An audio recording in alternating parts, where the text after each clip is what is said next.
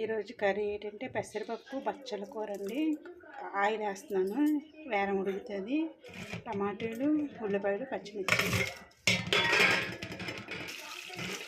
పొయ్యి మీద పెట్టుకుంటాను.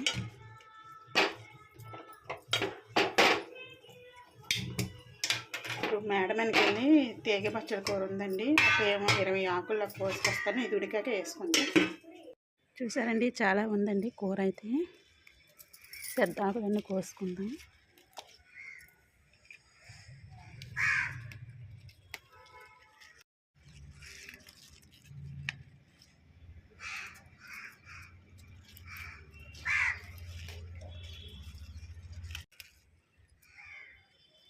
బీరకాయ అండి, చూసారండి చిన్న బొట్టు నుండి వచ్చింది. చాలా సంతోషం ఉంది. పప్పులకైతే సరిపోతుంది. మేడమ నుంచి అయితే తీగ బచ్చల కూర కోసుకొచ్చానండి. కొన్ని ఆకులు కోసుకొచ్చాను. పప్పు ఉడికాక ఈ ఆకులు వేసామనుకోండి, పప్పు ఆకు బాగా మెత్తగా ఉడికాక తాలింపు పెట్టుకుంటే పుల్ల కూడా చిన్నది వేసుకోవాలండి. చాలా బాగుంటుంది, టేస్ట్గా ఉంటుందండి.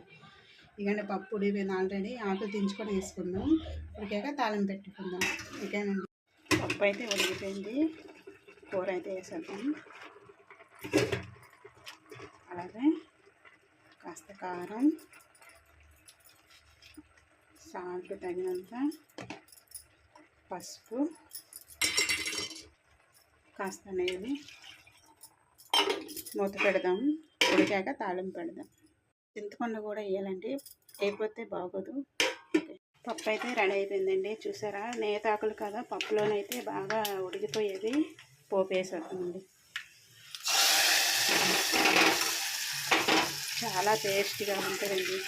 చూడడానికి అయితే చాలా బాగుంది. అన్నంలో వేసుకొని తింటే సూపర్గా ఉంటుంది. ఓకేనండి, బాయ్. నచ్చితే లైక్ షేర్ చేయండి.